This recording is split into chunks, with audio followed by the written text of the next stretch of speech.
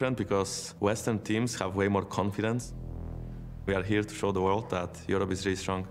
Look at Caps going in. Hungry for blood. Stealing the ultimate away and killing with it. All they do is make sure this fight's going to land. Oh! Here comes Faker, the Emperor's Divide. G2 Esports, a second kill.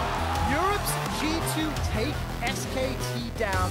I have no issue right now in saying that G2 can be stronger than SKT. Winning against them felt really good. The next game against SKT, I expect much more from them, because in our game they just kind of gave us the game. Take a look at the minimap. Faker's coming from mid lane. Perkz gets first blood onto Mata. When I went up against Khan, I didn't really know what to expect. We had some pre-game banter in some interviews I did where I said that he's like a bit of a choker internationally. Last time I played against him, he was like a bit nervous, and it showed. 원더 선수가 일단 경기를 하기 전에 인터뷰를 했던 걸 잠시 봤었거든요. 그때는 정글 없이 1대1로 붙어보자고 했는데 아쉽게도 미드 친구하고 정글 친구하고 이제 셋이서 오더라고요. 그래서 다음에는 진짜 1대1로 해줬으면 좋겠다는 생각이 들었어요. SKT is a team that learns a lot from their opponents. I think it's going to be a different game, but hopefully the result will be the same. You believe! Welcome back to the MSI group stage. Next up, we've got a fight for control of second place as Korea's SKT look to get their revenge on LEC champions G2 Esports. Before we dive into that matchup, though, let's take stock of where the teams fall here heading into the second round. Robin. And this got interesting very quickly. The fact that G2 versus Fengbu gave Fengbu that first victory, and then the last set that happened in Flash Rose versus Team Liquid. Yeah, Flash Rose played super well, get the win, so now we start to have a large group that's all fighting for second place. Even with PBB down the bottom, being able to make it all the way up to second place. And I mean, it's honestly really good news for SKT as well, going into this match against G2, the fact that G2 just dropped the game. If you can win here against them, you know, you kind of leapfrog them in the standing. Only 2 games separating right now between second and last place, while IG just seems off to the races out in front of everybody. But again, as you mentioned, Azael, this only heightens the importance of this very next match for both G2 and SKT. So I want to dive into it straight up by talking about the first time these two teams met, because you heard from the it was all about getting Wunder into a good position in the top lane. There's never a fair fight in the top lane. Hey, his jungler was there too. Classic jungle difference. But I mean, G2 played around the top lane so incredibly well. They picked for the Jace into the Sylas, and they snowballed this so amazingly with the help of Jankos and Caps. Yeah, because even if they didn't kill him early in the clips we're showing now, or until this one at least. No, he didn't even die here. Not even here then. Well, they're still showing we are multiple members top, so Khan, you can never push. And that's one of the reasons Wunder won the lane so hard, and that was a big thing for G2. But I also gotta say, in the drafting phase, they banned Morgana and gave Jace and Ryze to G2. That's probably not happening again. So the next step is actually the most important thing for me. G2 in mid-game, Perkz and Mikyx is immediately moving to the mid side of the map, starting to pressure each lane, so SKT had no breathing room. Because we've seen teams time and again push for top side and abuse that one lane. G2 took it to the next step, which makes it all the more interesting this set. Yeah, I mean, even contrasting to SKT, when SKT played Team Liquid earlier today, they absolutely slammed bottom lane, but then that game became very slow from there. When you look at what G2 did to SKT in the first game, they win one lane hard, that becomes the whole map is falling apart. One of the cleanest gold graphs we've seen all tournament. Maybe the only one that would be better would be that 16-minute victory for IG, and that's can't compare there. That's more of a cliff than anything.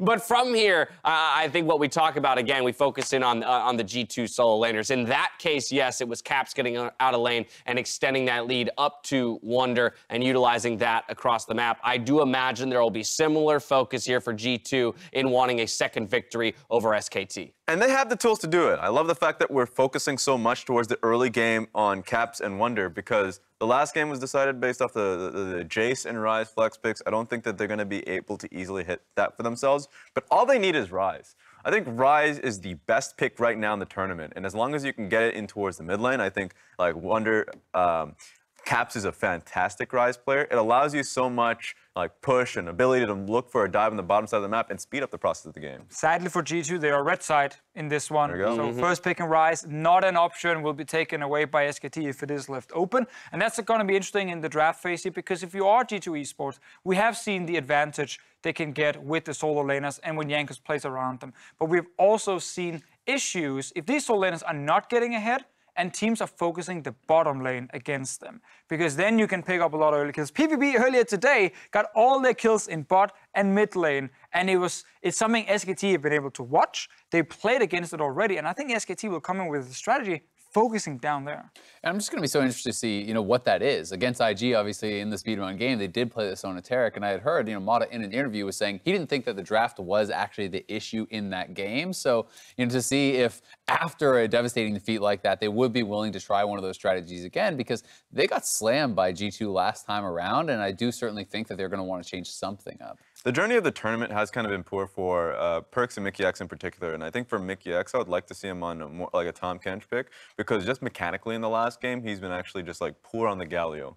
And I think, A, we want to see them empowered in the bottom side of the map, so Varus and Tahm Kench would make all the more sense. Ezreal is another go-to here, so I just want to see G2, especially with Teddy and Mata starting to play up, to get the proper picks for themselves. Yeah, and we have seen the Tahm Kench twice on red side now for G2. It's kind of the safest blind pick support you can grab in a draft if you want to then focus on building around solo laners. So it is very likely you're going to get it, and it might make a lot of sense for them. So I have a question for the side of SKT, because we've just talked about for G2 finding a lot of success going up into that top lane and extending it across the map. However, where they fall down is when attention is thrown towards the bot lane for G2, and Perkz and Mikyx find themselves in a hole. So for SKT, if you're the coach and you're talking to Clid about a game plan here in this, of course, we don't have the benefit of champion select to look at, where would you want to attack or defend? I don't even got to talk to him. He knows exactly what he needs to do. Like, Clid has been on top of his game so far this tournament. He's been focusing on top lane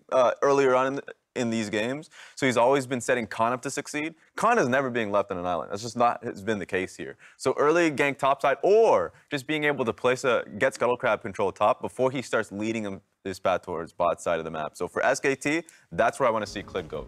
I mean, I'm honestly of the other side of the argument. I think that against TL, they were very effective at attacking the bot lane. I think that G2's bot lane has been their bigger weakness, and I would love to see Clid down there. Some final thoughts as the teams load into champion select, and with that, we're going to toss it over to our casters for the call. Thank you very much, gentlemen. We are into champion select for this rematch between SKT and G2. First ban coming through of this one is going to be the Taric from the side of SKT, so obviously not looking to play the Taric Sona here again, as Ryze is banned out by G2. You heard the Des talk about it. When you're red side, it really hurts to give that one away on first pick to blue. Certainly does, and I think that a lot of lessons being learnt from the first time round, because we can see Sona Taric being taken away, but also just a lot more focus being put on the solo laners. They mentioned it on the desk. Morgana ban just made little to no sense at the best of times. Is a little bit flexible with some more mid lane picks being shown, but I think that that's an area that SKT certainly want to attack. And depending on what comes out here for G2's last red side ban, if that's something like the Sylas, like there's the Rek'Sai, you get rid of virtually all of the flex picks. Like this could actually just be a game where all of these power picks that feel like they're coming up in every conversation, that they're dominating every single game, now don't exist. This has to be a Jace pick, because we've seen all of the flex picks gone. We talked about the big 5 of them. 4 of them are gone. Jace only available. This must mean that G2 have something prepared for the pick. And remember, it was Jace that was played by G2 the last time these teams went head-to-head. The Jace and Elise top lane and jungle combo made it so hard for SKT's top lane Sylas to do much of anything. You don't exactly have the best ults in the world to steal there, but Jace locked in here for Khan. And now let's theorize some counters, because Malphite's been seen a little bit, especially in Korea. Then we had maybe Poppy being picked up as one as a tank. Jake, I don't think the EU fans can take much more than this. Don't start saying Malphite. You know, Poppy has been something that's been theorized that wins the matchup. You can survive potentially if you go something like an Ornn, but none of them are really Wonders. Realhouse, he's much more of an aggressive top laner, not having picked up his champion yet. But just food for thought as a draft progresses. How do you know he hasn't picked up his champion yet, yeah, my friend? This is G2. Yeah, this is G2. My bad. Oh, and speaking of that, a lot of flashing back and forth. So one of the key things that I was kind of proposing in game number 1 is, pay attention to what players kind of have their signature picks in the jungle. And one of the cool things about G2 was Jankos having the likes of the Karthus and the Elise. The Karthus, that one didn't work out, but his Elise looked very good. So I love the fact that Clid now has command of this champion, and it's so important to diversify your damage portfolio. When you have the likes of a Jace who's bringing all of that big bam burst damage, and then you have the Elise, like it's very hard for the top laner to itemize against having both the armor and the MR. On top of that, just the best style surviving jungler in the game. I think it's a very fair statement to make. 1 to 3, able to drop aggro on turrets, brings a mixed damage, as you mentioned, as well as good follow-up CC. So everything kind of available for Khan and Clid to dominate the top side of the map. G2 still trying to hide their hand a bit in terms of what they're planning on these solo lanes. It does afford their opponents the opportunity to ban a couple more picks out, but getting the Varus Kench bottom lane, definitely nothing bad. We've seen the strength of this lane before. Jarvan also a very strong pick there in the jungle. Final pick for SKT that we didn't mention so far in the first half is the Braum there for support. And I'm actually really curious if this means that they're going to ban the Lucian next on G2 side, because they see that the Braum is already out there. Because it feels like Perkz and Mickey have now kind of waved the white flag, or if they haven't yet, please, boys, do, because you're starting to feed a little bit down there in that bot lane, and Teddy and Mata are starting to play hyper-aggressive. We saw in their last game against TL, they are ready to play kill-oriented lanes down there. Yeah, and when I was watching the game with Papa Smithy yesterday and we saw Kalista picked up against TL and they were able to build that huge advantage, he was just so happy because Teddy is a joy to watch on the champion. One of the best Kalista players in the world, I think it's very fair to say. I would say even better than Betty here at this tournament, so probably the best Kalista player here at the tournament as well. So, you know, getting rid of that, getting rid of a lot of the kill threat. Oh, baby, it's locked in. That is Pyke, and yes, ladies and gentlemen, it is locked in on the same roster as Tahm Kench, and no, ladies and gentlemen, it was not with no time left, so we're going to see Champion Select remade. So frustrating. That's a Pyke. Tell me, Pyke, Caps has played it, I think, is that right? Yep. Yeah. Mickey has played it, Caps has played it. That said, whenever G2 locks in a champion like that, I'm like, probably Wunder can play it. Everybody can play it. That's what I love about G2 is you always have the conversation, well, who's the best ex-champion on the team? Because they all play everything. He's not even the best Pyke in the Beatles. No, the thing is I think that this is going to be the mid lane Pyke here. Now, that said, the last time we saw it, it was run in tandem with a funnel composition, but you don't have the same champions there. So we'll hold our breath. We'll see what this look is going to be, because I know you're excited about that. I'm kind of petrified that it's a support Pyke and a top lane Tahm Kench all of a sudden, and that you're actually the person that called the counter pick. What if I was 200 IQ the entire time, my friend? Well, SKT is going to grab themselves an Azir for the mid lane. They're going to grab themselves a Misfortune for bottom side. Teddy's going to be on that one, as the final pick for G2 Esports will be the LeBlanc. And funny enough, joking about the top lane Pyke, and sure, Wunder could probably play it. Well, you might see Wunder play it. I want to just wait until 20 seconds because I've also seen Wunder play LeBlanc into the top lane. So I'm gonna look over at SKT. What do we got? We got a nice Misfortune down there. Again, very dominant 2v2. MF is such a difficult champion to deal with in the lane phase. If you haven't kept up with her build paths, her level scaling, she usually likes to max W now, and she'll start with W in lane and then abuse that movement speed through the strat to really get these cheeky pot shots off. Yeah, you're going to see press the attack into Blade of the Ruined King, most of the time into pure lethality after that. Ultimate still packs a punch, but as you mentioned, it is that lane dominant focus. When you start changing up the draft, when you've got a Pyke top lane coming into Summoner's Rift, you abandon the early shut down the Pyke strategy that you thought was going to come down. You start camping around Teddy and Mata. They've got a great bottom lane to do it. Solo queue players, brace yourselves for what is to come, because G2 is once again rocking the meta boat, throwing Pyke up there into the top lane. Should be fun to see exactly how they're going to use this one. For those of you that did not watch the LEC playoffs, the final there, where G2 took down Origen in record time. Game number 2, we got to see some Pyke and Morgana bottom shenanigans, but this time around, he'll be on the opposite end of Summoner's Rift. This team is so much fun to watch, man. They certainly are, and they always just have something spicy in store.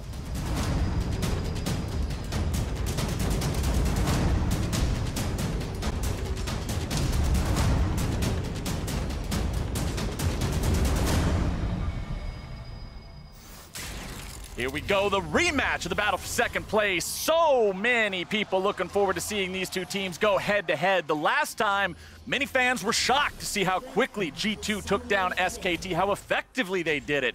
But now it's SKT's chance for revenge to come in and find themselves another win here, bring themselves up to sitting in second place. Remember, G2 did drop that surprise game to Fongvu Buffalo earlier in the day today, so SKT has the chance to snatch that spot away. And you can see full invade coming across, trying to secure a split map here for SK Telecom. However, G2 potentially looking to fire back here.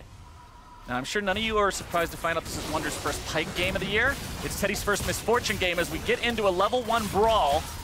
The flag thrown over the wall might as well be the white flag as everybody just surrenders and walks away. Okay, so now I know a little bit too much about top lane Pyke because there's an Oceanic top laner called Pabu that came to All-Stars and he beat Rookie and he beat Faker and he beat Double Lift and he did all those great things. The Pabu takedown of Faker. That was a pretty cool moment. And then with his newfound fame, he came back and trolled all of Oceanic solo queue with like 380 Pyke games or something like that in the top lane. So how's this Jace matchup? I don't know, but obviously... Can we get Pabu on here? G2 think that there is something here because I've talked to Vedius and I've talked to Deficio and I've spoken to yourself, Froskuren, and one of the things that is applauded about this European Hope is their ability to find counterpicks where other people don't think there is one. And in that same vein, they also ran a Vayne into an Akali and got absolutely blasted. So I'm just on the other side. Creativity is a double-edged sword. That is absolutely a fact here. We'll see how this one plays out as Khan will, as you would expect, take control of this lane early on. He's working out. He's like, all right, don't point the hammer at me. I'm just going to relax. To be fair, of course, Jace gets to do that. Not many champions in League of Legends start with multiple abilities at level 1 because of how he can change between cannon and hammer form. All right, I want to keep track of how the junglers decide to play this one as well, because Pyke is actually nasty for gank assist. The ability to have both the pull as well as the stun to follow up when you have a jungler like a Jarvan means you can do quite a lot with that one.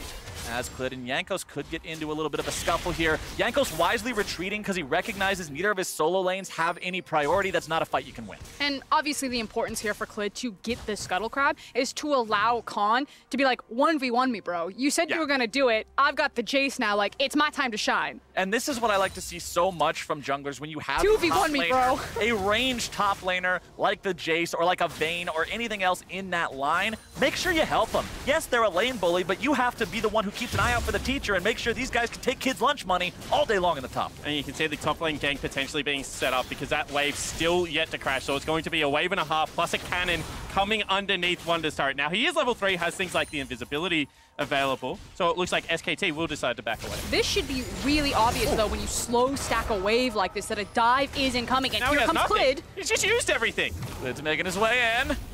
CC coming through, looking to find the damage. A little bit more will do it. Remember, Clid's able to drop the aggro, and there you go. Repel will dodge the turret shot, and SKT walks out clean. Caps is going to walk on over, but he's going to be taken pretty low himself. Will lose the clone there. Clid looking to make the flash into the cocoon play. Caps seeing if maybe there's something else to do in retaliation. Clid taking an extra turret shot means he could be in some trouble here. Wonder coming around looking to maybe make something happen. Caps still in pursuit. Flash into the chains, and here comes the damage. Repel's taking you nowhere. Nice job from Caps to be able to join the top side, but Faker looking for him now will force him away from the mid lane wave. And that is so many resources expended to try and get a cheesy counter pick ahead that I would say ultimately failed. Yeah, and now the question is, does it get back into the game? What happens to Pyke now at this point? Is it just completely done? Caps is looking to find some damage onto Faker here, recognizing how weak Azir is early on, trying to get some good trades. Wonder weaving that Bone Skewer in there to find the pull onto Calm, but not going to get a whole lot of damage out of it. And you know Calm wants to win lane. He's gone back. He's got himself the double battle blades there in the door, and he's got himself a refillable potion as well. Going to start stacking some long swords for himself. And I'll be interested to see now whether this is Clid. Hold that thought. Nope, no, we're good. Continue. We're good. Whether this is Clid now, just focusing on his Misfortune lane, you know, trying to get Teddy and Marta in a winning position, or whether the continual camp takes effect. And I do want to quickly peek in on Teddy. I was checking what he was maxing right now. He's currently level 3. He has 2 points in his W and 1 point into the Q, which is kind of interesting because normally you take the W and then your E, or at least one ability in E, because you make it rain the back caster creeps and then get them low enough that you can look for the double ups off of them. And now I've actually seen this a little bit more in Korean solo queue becoming popular, where you just don't take E at all because it is such a mana drain that you actually just start taking points in QW the whole way up. And E is actually not taken until both skills are maxed out. Not really all that useful in a Braum lane either. And as we're talking about this bottom lane between these two squads, let's remember that when they played the first time, it was actually a 2v2 kill onto Mata's Nautilus for first blood that Mata started. He goes in, gets himself punished.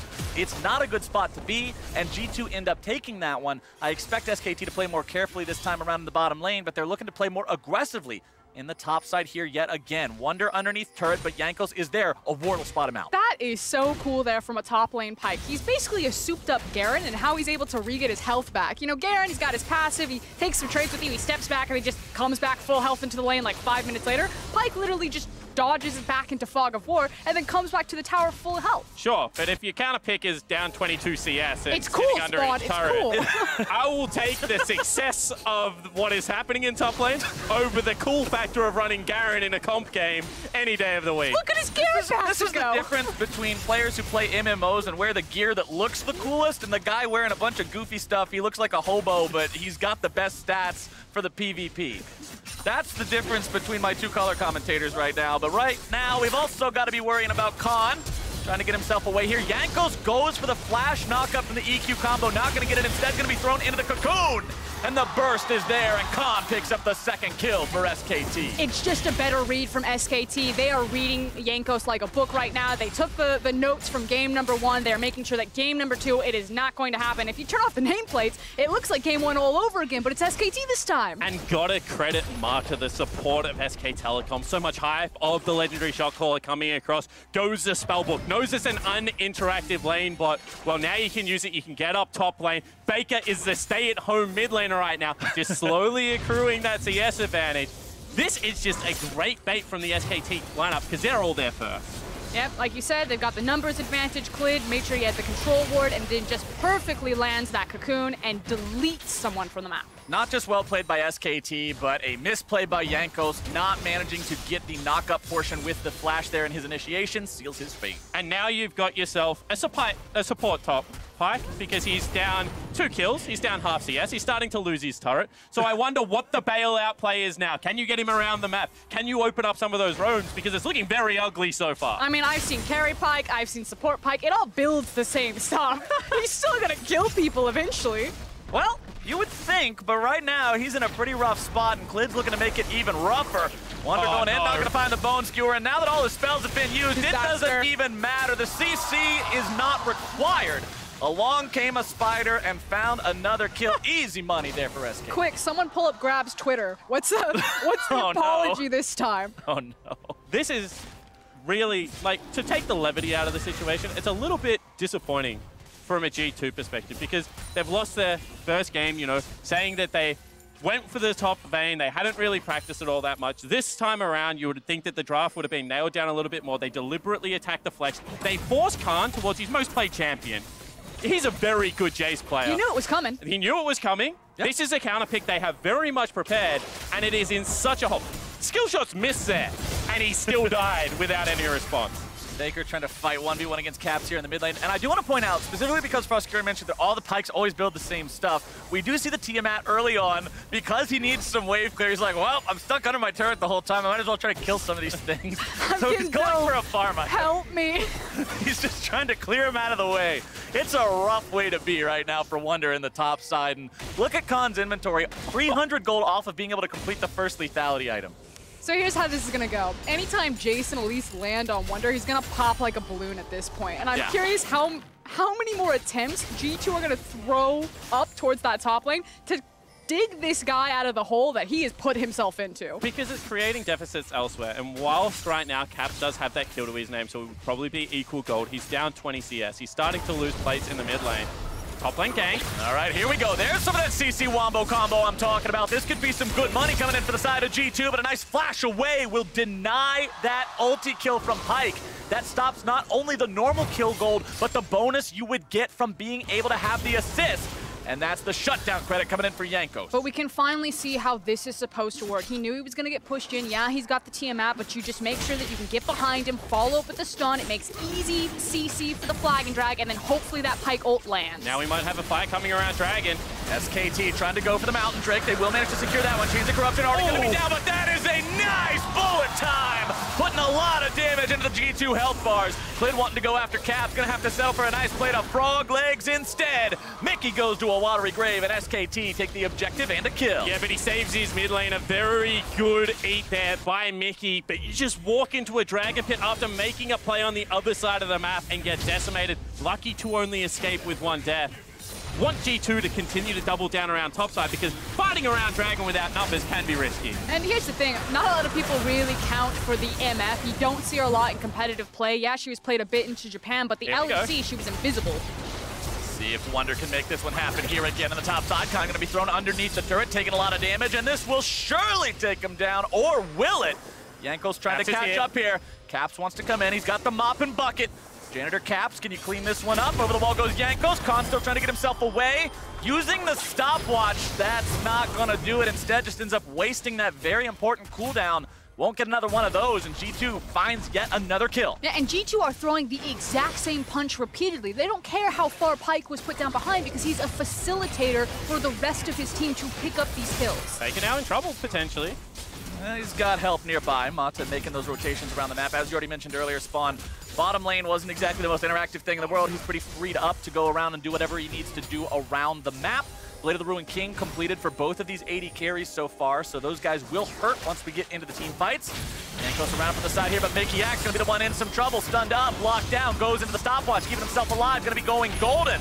Mata tried to escape with his life, but here comes Caps, and he's got the electrocution for the kill. G2 looking to find even more now as Wunder closes in. Over the wall he goes, looking to maybe grab himself a Bone Skewer. 9, that's some damage on the enemy jungler, make it 2. A double kill for the top laner, and ladies and gentlemen, the man is right back in this game. Confident target number 3, can they get him? Chains are down, he's yoinked around, and there comes your ulti. Faker coming in now, looking to grab somebody on the back end of the fight. Wunder's gonna be taken rather low. Couple more stabs will do it, but Faker can't quite make that happen. And G2 are right back in this game. And who's laughing now? Wunder, like you said, right back into this game. He picked up 3 kills for himself right now, still down in CS, but certainly feeling very fat and happy with that goal. Yeah, and this all starts on SKT's kind of terms. You can see Clid goes for the long play around, no vision, spots him out. This was a surprise, but at the end of the day, you're brawling against a comp that very much wants to brawl now. They've got themselves the LeBlanc, the Jarvan, and the Pyke. They're online already, and they just continue to run down SKT. And that was a classic comparison of your team's stopwatch versus the other team's stopwatch. We saw Khan use one earlier for absolutely nothing, and you see Mikyx use one right there that results in so much going the way of G2. These are not just kills. Remember, the reason the gold swung so hard for these is because you're effectively getting double gold for each kill because they all came from a Pyke ultimate. That's 3 bags of your cut going over to these different players, and everybody's rich all of a sudden. And G2 just sticking to the game plan. They need it to be bloody. They need it to be action-packed because at the end of the day, you're playing against something like an Azir that just scales so well. So they, you know, even though Wunder falls behind, continue to make plays around and continue trying to build him back into the game. And now we're right there. It's also the genius of the rest of the composition. The fact that you have a LeBlanc, that you have a Varus and a Tahm Kench, where else can SKT really penetrate that onto the map? LeBlanc's mobility to keep her safe into the lane, as well as the fact that Mickey is just going to keep Perkz safe. And you can see, again, jungler's bottom. Just sticking to the game plan, and Caps looking to solo out Faker. Not gonna find it though. Faker with some fancy feet, getting himself out of the way from some of the damage coming through from Caps there. Faker still wanting to get himself home. Has barrier if Caps tries to go in and make something happen here. Caps won't get it there. Very low on mana at this point as well. Probably won't be able to find this assassination attempt. But here comes the reinforcements. Abyssal Voyage going to be canceled. Mickey not wanting to go in any further, seeing Mata. Yeah, great bullet time actually from Teddy to stop that ultimate. Of course, any damage registered is going to take it down. Jankos and Clid. Jankos still looking to find that spider. There we go, but Khan's gonna be here now as well. Abyssal Voyage coming back in. Remember, they didn't use it all the way before, and now SKT is gonna be in the wrong spot yet again. From 0-2 to rampaging, Wunder is making this Pyke sing. This mobility and hunting composition from G2, the reach that Pyke has, the reach that Jarvan has, that LeBlanc has, the ability for G2 to instantly be on top of you with so many members must just be suffocating to play against. You need to know where they are at every single split second because suddenly there's like 3 to 4 to 5 people. Because it's like, okay, we got Faker out. We're okay, we're just chilling. Okay, Jankos is engaging on us. Again, all of these members show up, and the resets, the execution, the ability to continue the chase seems to be what this G2 comp is built around. And I love how confident G2 are in themselves as individuals and as a team. This is a squad that will go for aggressive plays, that will make moves that other teams are like, that's a 60-40, maybe we shouldn't do that. G2 says 60-40, that's 10 more in our favor than we need. It's like what Spawn was talking about in game number 1 of our cast.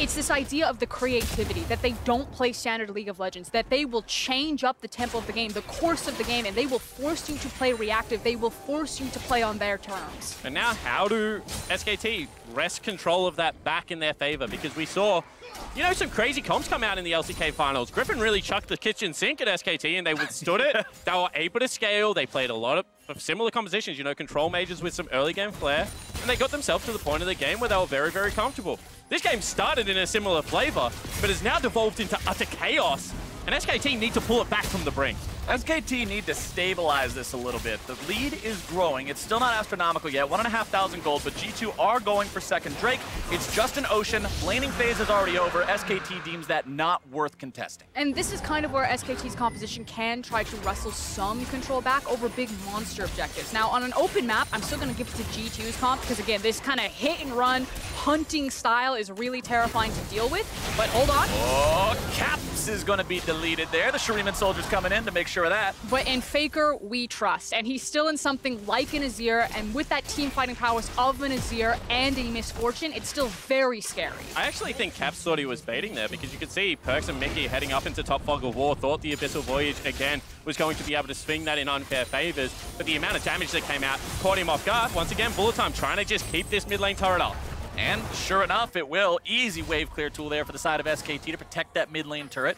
Remember, they are the only team with a turret here so far. G2 not yet able to claim one of their own. And talking about Faker being the guy that you trust in, being the one that you can always count on to be that dude who will put the team on his back.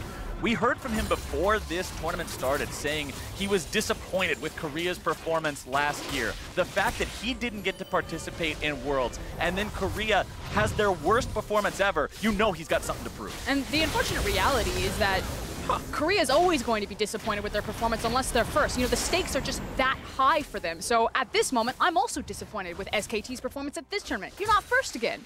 Yeah, that's kind of the problem with always being the best. Best becomes the expectation, and the rest just becomes disappointment. But Faker would love to bring his team back to where they want to be, back to that former glory. But G2, this team from Europe, redefining how League of Legends is played, redefining what you should and should not be thinking about for playing. Imagination is one hell of a drug, and G2 are the ones to show SKT exactly how potent that could be. Faker keeping himself alive with the Shurima shot. And you can see once again, Mickey just cheating into Fog of War, trying to join this play, trying to put pressure on the Azir in the side lane. Faker in unfamiliar territory. Instead, they catch out Mata.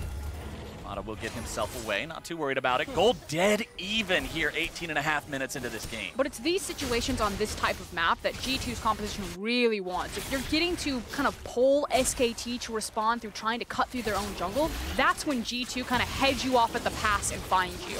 And Herald's going to be pretty key for this comp because it's so hard to push into the Misfortune. You can see expending bullet time to keep that turret up and available.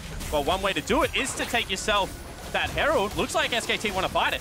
G2 will secure the Herald for themselves. Jankos making sure to grab the eye before they get out of town. Accelerated Shock Blast, not going to find any health bars there, but SKT now have priority over the mid lane. We'll see if maybe they can push up here, look to take this tier 1 turret. Trying to find some damage now onto Wunder off to the side. Won't be able to land that. Accelerated Shock Blast again, not going to find the mark. Caps going in for a little bit of poke, taking some in return though, and SKT have to back away. And you can see the value these teams are placing on the mid lane tier 1s. With how this game is playing out. If you can keep it off, you get to take the shortest way around the map for SKT. On the flip side for G2, they don't want to get pushed into their tier 2 and have to try and wrestle control of it. So both teams expending very valuable resources in teleports, in Tahm Kench's ult, to be able to fight over this positioning. But one of these teams does have the Rift Herald, and that's going to be like the key factor here. If you can get a good Rift Herald, if you can break down this turret, again, this is exactly what G2 want. They want more encroaching darkness on SKT's map so they can start very quickly making plays around exhausted vision lines. This comp moves so fast that even if SKT do have wards, it could start a play on the bottom side of the map and be very quickly onto the dark top side of the map. Well, here we go. Shelly summoned up in the mid lane. Tier 1 turret still standing with about 80% HP. Chains of Corruption fired off from Perkz. Make their way onto Mata. He's going to be pulled forward by Wunder, but nothing really else they can do, and the Rift Herald finds very little success. But Caps still gets to be able to push in topside because SKT need to continue to deploy towards that mid lane. Faker can no longer go with him in this side lane. They're going to let it fall. They're going to try and look to contest around the Infernal Drake that's coming up. Wunder trying to grab the pull there onto Faker. We'll move him a little bit forward, but that's not going to be enough. And SKT will strike back. They'll find their third turret of the game. That's the last link in that outer turret chain, now shattered on the side of G2. And you applaud the craftiness of the veterans. This game looked like it was so heavily SKT favored. It started to be brought back, but you can see now SKT not playing G2's games anymore. They've said no, something that, you know, TL struggled to do last game, and trying to get it back on their terms. Yeah, their ability to pump the brakes there and now gain so much access over this jungle. And as long as they can keep this controlled, keep this slower pace, set up the fights that they want to take with the Azir. Because remember, you need to rotate him into areas, make sure that he can get his sand soldiers out, and start outputting a lot of his big DPS. That being said, you've got to be so careful up against a reset champion like Pyke when you're in these corridors, when you're in these spots where somebody in the wrong position could lead to everybody all of a sudden falling down. SKT have priority over the Infernal Drake, and they'll just blast it away in the matter of seconds. It's going to be a nice damage bonus onto them as the game moves forward. Caps now getting himself back to safety as SKT continue to stay together as 5. Khan pulled forward. Caps looking to find some damage. Clid's going to be the one who eats that one. Heal coming out there from Mata. Yanko's going to be in a bad spot. Goes Golden into the stopwatch. Perk's going to be taking some damage from Faker. It's a 1-for-0 for SKT. They're able to grab the kill onto the G2 jungler, but won't look for anything else. So well done there from SKT. It felt like that they had been pushed off of their own mid lane tower, but Faker especially able to get around that corner and apply pressure to Perks so that there was no follow-up damage when G2 decided to dive too deep. Man, that was just great offensive play from Faker because it looked like the collapse was going to be there, and he put himself ahead of 3 G2 members. Look at them being corralled back towards this choke point where Jankos is. Remember, so much mobility to be able to join the fight. Jankos goes in, immediate stopwatch keeps him safe, and then Faker zones away the entirety of the G2 backup. Very nicely done from Faker and Mata there. And that's so much of what these team fights can come down to. Just these small things that aren't even part of the main fight, right? Yanko's death, that was the main thing the cam was on during that entire scene. But if Faker's not right there, if Faker's not using his flash to reposition and get out of the way of the counterattack, things could go very, very differently. And that's what you expect from SKT. That's what you expect from a team that has the reputation of being the most successful of all time. Now, while all of that did happen, the mid lane tower did go down. Perks expended his TP for that. And again, this is now the map position that they want. So there's these windows before Faker can really take over this game on the Azir, because that Azir damage, that's only going to get worse from here. He's not even really powerful at this point in the game. Right. So G2, use your window. It's going to find himself face-to-face with Caps here. Only takes a little bit of damage and still gets himself away. They're going for it. Wonder's moving in. It's the Abyssal Voyage collapse. Faker's able to find that Emperor's Divide, keeping himself alive, but only for a moment. Perks grabbing the kill, and it's worth twice the money just because Wonder was there to mark the spot with the X. Now he's looking to make it too. Clid trying to skritter himself away here, but I don't think that Spider's going to be alive too much longer. Repel, but there's nothing to come down to except your own death.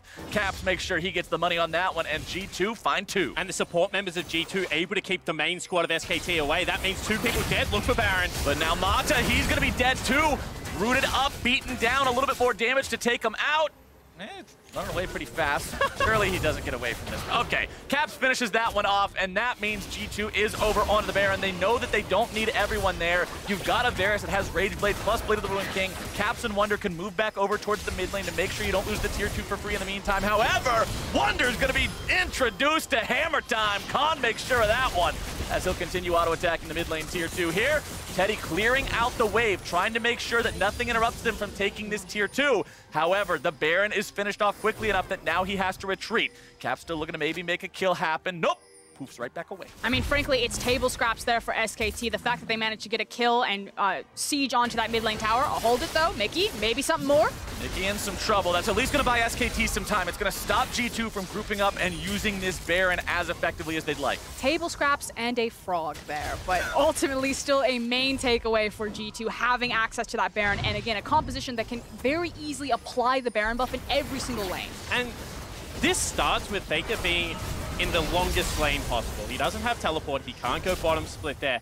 But the problem is that Khan doesn't either, so whilst they're playing him in the shorter lane, no real way to catch up to the mobility of this team. Tom Kent, you know, having a look at the Pyke, the ability to just get around terrain so quickly. You generate 2 picks, you turn the map into darkness, they have to start face checking, and it just creates errors. We've still got ourselves a really close game right now. Despite the fact that G2 have the Baron, the gold lead is still only about 1,500.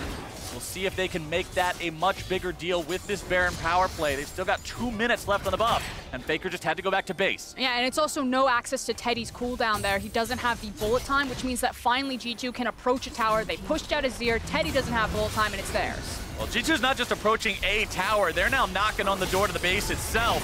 Inhibitor turret under siege. Teddy going to be taking a lot of damage, keeping himself alive with the heal. SKT counterattacking, going to be taking Jankos very low there. Perk's going to be getting hit by soldier after soldier. Wonder's still hanging out in this brush off to the side. Good check there from Khan.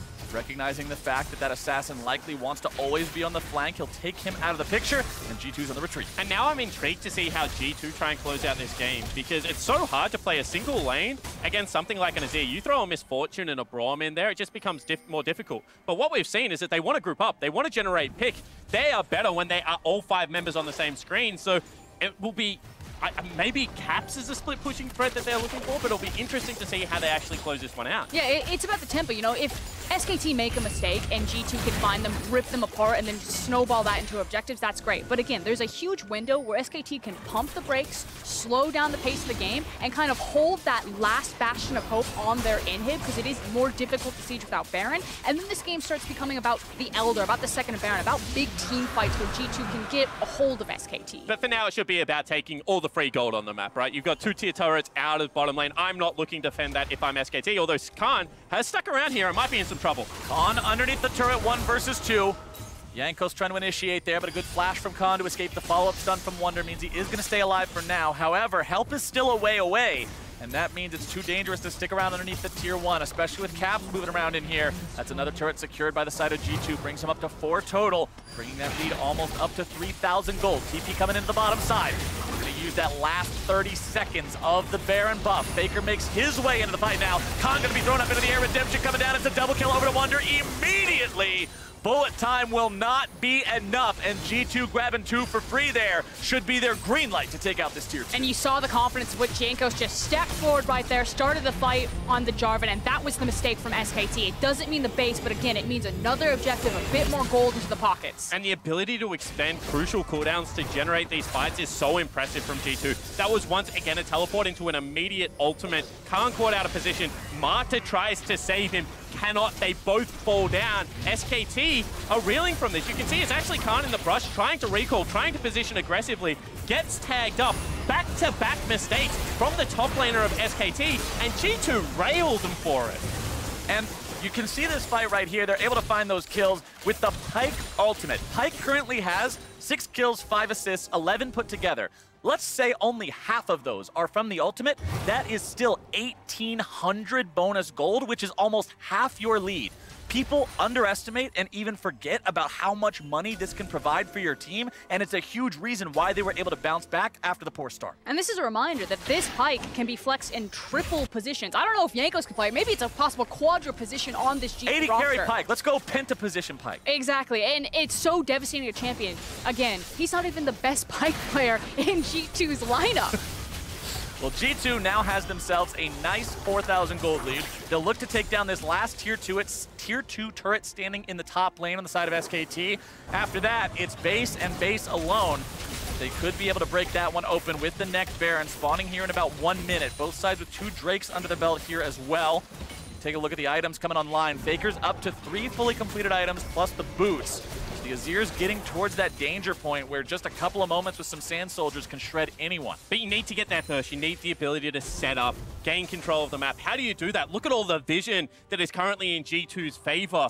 And then when you base check into a pipe, when you're base checking into things like Tahm Kench, it's just so scary. The lights are out on Summoner's Rift right now. So yes, Fake is strong, but where can he stand and deliver at a team fight? Because they're just going to get picked off. This is guerrilla warfare right now from G2. And it feels like it means that they're going to be held at the base gates here, that they're just going to have to wait for G2 to eat up more and more of this map. They'd have to work very hard collectively as a team to even approach into this Baron area, but there's always that last hope defense there. You know that they're going to have to come to your Nexus, and that could be the final spot for SKT. Well, SKT does not want to concede a Baron for free. They know it's spawning in about 15 seconds. They want to make something happen here. Mickey getting himself away, has to pop the redemption just to make sure that SKT doesn't want to follow it any further. Wonder's in the bottom side, providing a split push threat. He has his TP ready to go should a fight break out. Pentaflex, split pusher, assassin. He's got it all. Khan is 1v1 artist. Yeah, honestly, he took Khan down to about half HP there. And remember, Wunder does a lot of damage with that ultimate. You've got to be so careful about the threshold. Jankos into the middle now. Faker looking to keep himself alive. Caps over the wall, trying to find the damage onto Teddy. Clid looking to find the damage in return onto Wunder. Going to be bursting him down. Caps barely getting himself away. G2 has already lost one, and it's a pretty important member. SKT have won the fight so far, and they want to see if there's any more they might be able to find. Mata wants to lead the charge. Shield is up, trying to maintain that unbreakable. Bullet time comes out, but a nice flash away, along with the cleanse from Mikyx. Seems that he's not going to die today, not yet. Perkz will take down that Shurima Sun Disc there in the mid lane, and SKT will walk away with their minor victory. And the chunk onto Khan looked to be the sign there for G2 to try and start another one of those team fights. And Jankos' job is to just pop everything and fly into the backline. But the positioning and the summoner spells this time from SKT utilized much better. They actually win the trade. And on the end, I thought it was going to be a breath of fresh air for SKT, but G2 immediately turned to Baron. G2 going after Baron as Clid is forced to go into the repel. You kill that jungler, you're in a good spot, and G2 will send their mid laner on a killing spree. They're bringing in the TP from Wunder. They realize they now might be in a spot to potentially just win this game right here. Khan is taken out. Faker is isolated. He goes in to find himself a single kill. He won't be able to find a second. Caps now has to try to just avoid the damage follow-up there from Teddy. 2 left alive on the side of SKT. G2 with multiple members still ready to go. Wunder coming around from the side. He has the ulti ready, and he's found his way onto Teddy. The damage comes down, and X marks the spot! The thing is that G2 flipped the script. You look at that from SKT's perspective, they're like, we have the Scuttle Crab, we have the mid lane priority, we can back off this Baron. G2 know that creativity, the fact that they throw fundamental League of Legends out the window. This isn't about the rules, this is about breaking them. And we've been talking so long about SKT scaling up and the inevitability of Azir, but when G2 keep just forcing things like this is what happens. And there's a stopwatch available on Clid. Not used there, falls down, doesn't mean there's an overcommit. And then the go button hit immediately. Get everyone in there. It looked rough. Faker with a very nice slide into multiple members, but he is really trying to hold the base solo at the moment. Everyone else from SKT being chased away, and G2 continue to find advantages. And I want to talk about something abstract about this Pyke pick. Because of his ability and his kill pressure, since he got so much gold in that top lane, he started this fight, had about 25% health. When he finally jumps on Teddy, he's almost back to full health. Against a Korean team who is known for their control, who is known for their vision, it's just so exhausting because of how long Pyke can stay in these fights, how long Pyke can stay on a map, and how many times he can continuously pressure things, and when he doesn't have to reset like a natural champion. And as G2's creativity has not only got them back in the game after a bad start, but continued to build a lead all the way through, I'm remembering back to SKT in their finals of the LCK just this split, playing against Griffin, playing against creativity in the form of the Taliyah Pantheon, falling behind early, but then saying, okay, we've got the more traditional comp, we can outscale, we'll win later, and sure enough, they did. That game one, they were behind for a long time, and they came back and won, but G2 is coming across as a whole different monster right now. They're not just creative in draft, and then they run out of gas. They are creative from start to finish until a Nexus pops. And right now, SKT is getting dangerously close to that point. And they're courageous enough to stick to the plan. You know, it didn't work early, but it's working now. Continuing to attack multiple styles of the base, trying to force SKT into a rare mistake. SKT still defending here. 4 men topside. Tier 3 turret there, down to about 1/3. Tier 3 turret in the mid lane, destroyed by Jankos and Caps put together. Bottom side still under siege by Wunder. Faker is down to 1/3 HP from his fight against Wunder, and now he has to heal up. SKT lose their mid lane inhib. The other inhibitors will soon be under siege, and SKT is forced into an impossible choice. When, where, how do you fight? If you don't, G2 will simply win the game. Khan nearly killed instantly by Caps, already back into the spawn platform. Not even a chance to participate in the battle. 2 inhibs down. Third one is now the target for the side of G2. Caps maintaining pressure and Baron buffs on the other end of the base, making sure SKT can never focus their thoughts on one single place for too long. G2 still looking for more. Wunder in that Phantom dive, trying to find something. Khan's gonna be taken down! Caps goes unstoppable, and G2 is surely looking for the win right now. Inhibitor number 3 under siege. Mata trying to get himself away. Glacial Fissure to stay alive, but the damage still comes through. Clid finally popping the stopwatch, but it's all too little, all too late, and G2 are on to the Nexus turrets. Those are down. Faker makes his stand, but he'll be buried buried beneath the X. G2 will repeat the success of the first round robin and take down SKT. This tournament was supposed to be the return to glory of the LCK lineup. SKT coming in to defend it. But in back-to-back games now, the European hopes have drafted creatively and destroyed SK Telecom. It's not a best of 5. It is just 2 best of 1s, but it is a very dominant showing for G2. They are clearly the second best team at this tournament, and now the question should be asked, is a best of 5 enough for Korea to get them over this squad if that's what it turns out to be? Because this G2 just took down Olympus. And we saw for so many years during the Korean golden age of League of Legends when SKT was it. When they went to a tournament and the question was always, okay, we know who got first, who's fighting for second? That's what we're really looking at. Everybody always copied them. It was always, oh, everyone else is just trying to beat the Koreans at Korean League of Legends. Welcome to G2 League of Legends. And that's what I wanted to talk about. I was looking at that last fight and I'm like, where's the engage? Because the Koreans haven't had the same checklist. They haven't had to draft the hard engage. But this tournament just seems like it's being played on completely different rule sets. Yeah. And it's G2 and it's IG, these fast teams, these aggressive teams that are generating fights and forcing you to play on the back foot. And honestly, they look so good when the game is up-tempo and quick. And you have to think about how they're able to keep it so fast with the type of champions that they had on the map. The fact that it's things like LeBlanc, like Zoe was a big pick for G2 back in the LEC, with a Pyke. These are not compositions that are built around one big cooldown. That comp was not about Cataclysm and then waiting for a minute-and-a-half turnover. That was about constantly throwing out punches, constantly having the cooldowns, and Korea just doesn't look like they're ready to play around that play style. And after a 0-2 start, it honestly looked like it was about a Pyke ultimate to me. One got 11 kills. That was incredible. Honestly, incredible showing from G2 once again, showcasing their classic creativity. But to get some more thoughts on that win, let's leave it to the State Farm Analyst Desk. Thank you very much, Captain Flowers. G2, they bounced back after the loss earlier today against Fengfu Buffalo, but also secure that 2-0 head-to-head now over SKT and move solidly into second place. We talked about some of the creativity that this team has showcased throughout the tournament and domestically. Get a little bit more of it here in Champion Select again. Oh, this isn't standard? This isn't what everyone expected? You sure? So it was such a cool champ select because it starts with 4 flex bans and then Jay's first pick. And then we see the Elise coming and we're like, okay. Khan is bringing friends this time. Top. He's going to absolutely destroy one. And we said, and we were talking like, what can he pick top lane to survive? What can he actually do against Jay's Elise with the current bans? And he comes up with this surprise pick, obviously, in the Pyke that we can talk a lot about in the game as well. But I think just overall the way the draft went, it was like Varus, Tahm Kench, so you have a winning bot lane for G2. Then the MF came in, to me, purely as an answer to the lane to say we need to just go even. Because we're playing topside with Jason and Elise. Something needs to survive down there. Right, so in a lot of ways, SKT's early game plan is telegraphed here with that strong early jungler in Elise and the Jason in the top lane. So let's look and take a look, rather, and see how they supported that early strategy with their in-game play.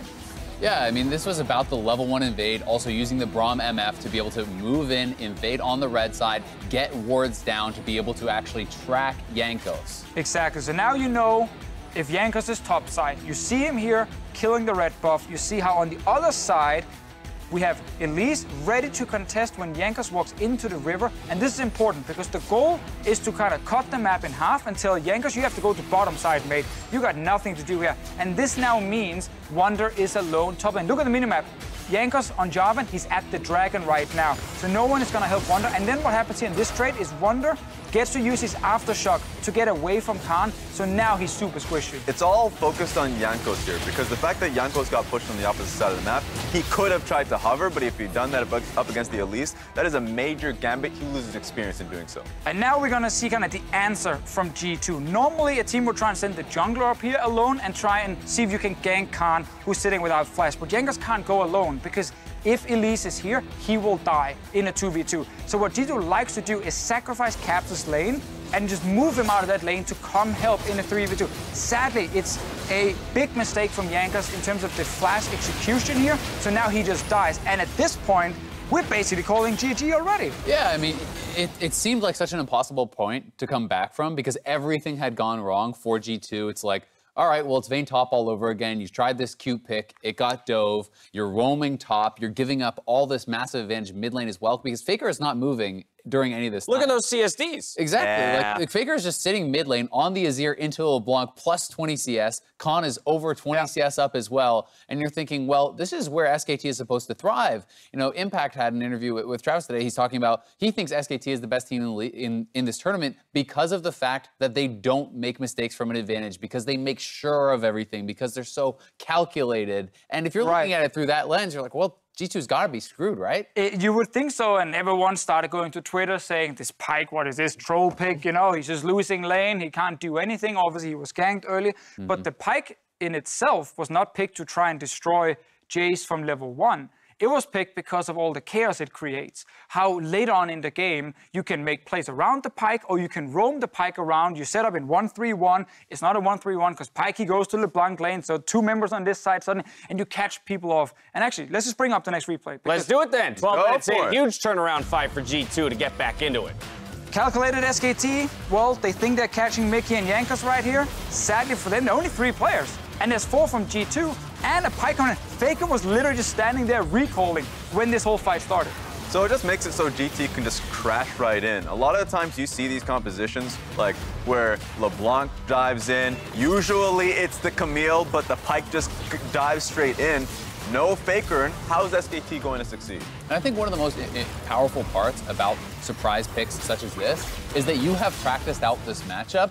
How many times do you think SKT played against a Pyke top in a competitive scrim? My guess is 0, right? And this is one of those situations where you can be caught off guard by what type of things this pick can pull off, how easily he was able to actually shrug off the Jace poke by just stepping into the brush or utilizing his W, how much burst he was able to actually provide with all of this gold being funneled into a Pyke that early on compared to that of a support Pyke. Yeah, exactly. And we didn't show this replay to praise Wunder for getting a triple clip because he technically just came down and clicked ulti, right?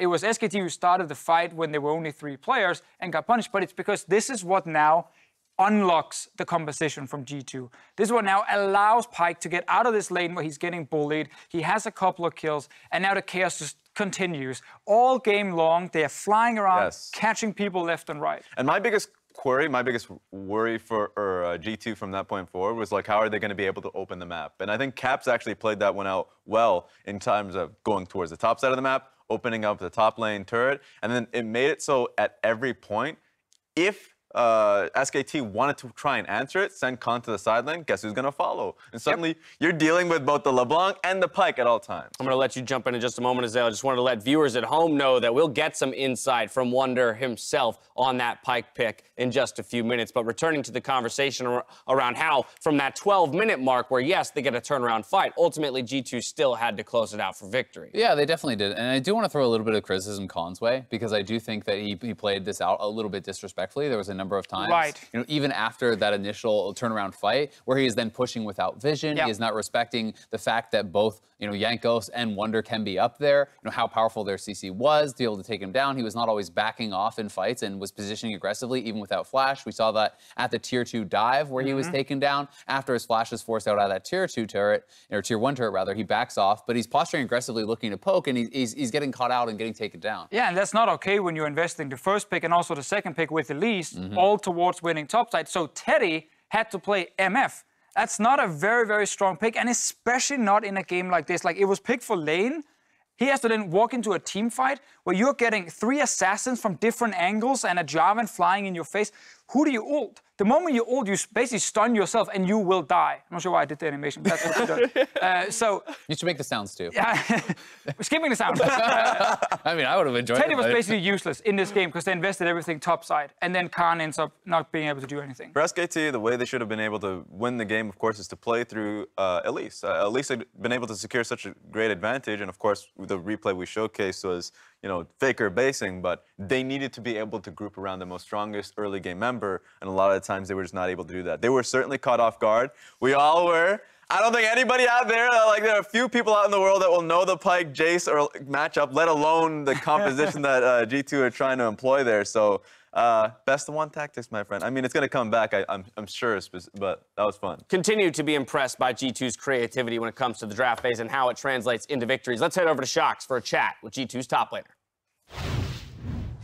Thank you very much, Dash. I'm here with Wonder, who played Pyke Top versus SKT. I'm going to be honest, I don't need this because I was writing down questions to interview you guys for a possible win, but then after the first 10 minutes, I was like, this is not happening. However, it turned around. So can you run me through kind of the different phases of that game?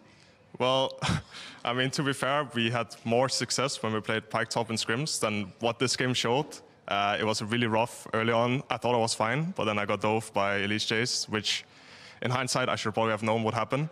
But I mean, even though you fall a bit behind on Pyke, it's like a support champ, so you can be useful with your ult. It still executes people, still does a lot of damage. So yeah, we still had our heads in the game, not unlike, I guess, the Buffalo game, but we had our heads in the game this one, and we believed that we could still win, yeah.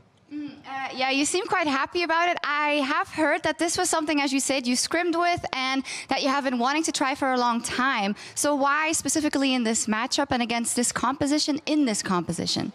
I mean, I just believe that you can't really get punished as much when you play Pyke into Jace.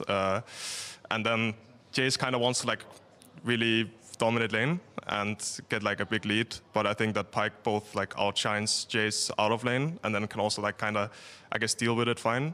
Doesn't really matter what comp you have, but like preferably you want like something that can CC, so you can land the ult, and you want something that can like chunk them down before the fight starts. Otherwise, I will never really be useful. I will just be like looking for hooks and looking for stuns. But yeah, so that's like, I guess, the main two things. Now, this was again one of those draft choices that was kind of secretive and a surprise and then end up working out, but it doesn't always. What's your view on kind of the fact that G2 is always trying these new things? Do you think you should always do that, or do you think you should temper it at some times, like we saw with the Vayne pick, for instance?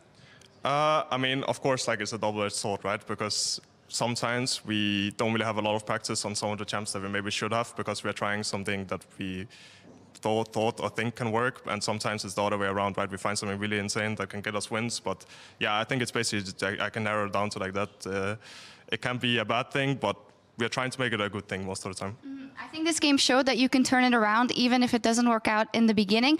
Finally, now that the first round robin is over, now we've already even beaten SKT twice. We've seen some ups and downs, I would say, from G2 Esports. What do you think you have to focus on going forward? Well, I think we just need to know our priorities when it comes to draft. I mean, that's like a really, I mean, that is a really basic thing to say, right? Like, we just need to know what's actually good. But I believe that we have been caught off guard by some of the teams that we haven't actually practiced against on stage. So yeah, I mean that, and also we need to stay more composed when things aren't going our way, and like try to actually climb back into the game, which we didn't do today. So yeah, mainly those things. Okay. After the final, you tweeted, "I got my first trophy. What do I do now?" I mean, beating SKT with Pyke Top, is that hitting the spot? Yeah, I mean, the first game I beat SKT with like 50 CS lead in lane or something like that, and now I beat them with Pyke. Although they don't look as dominant this tournament, so it's not like the greatest achievement as maybe it would have been when they were like on top. But yeah, I mean, it's definitely like a big feat, I guess. And I mean, now we just have to beat IG, right, which haven't really paid off in the past. Yeah, we'll be looking forward to that. I think you can be really proud, nevertheless, of beating SKT twice. Thank you very much, Wonder, with Pyke Top styling on them. It was crazy. We're going to take a quick break, but when we come back, it is the last game of the day. IG versus Fangbu Buffalo. Don't go anywhere. I believe that we can win. I believe that we can win. I believe that we can win.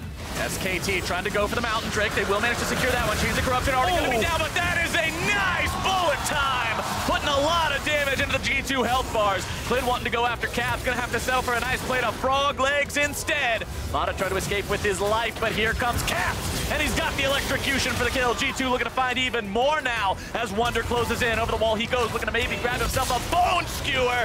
999. That's some damage on the enemy jungler. Make it 2. Faker makes his way into the fight now. Khan going to be thrown up into the air. Redemption coming down. It's a double kill over to Wonder immediately. They realize they now might be in a spot to potentially just win this game right here. Khan is taken out. Faker is isolated. He goes in to find himself a single kill. He won't be able to find a second. Faker makes his stand, but he'll be buried beneath the X. G2 will repeat the success of the first round robin and take down SKT.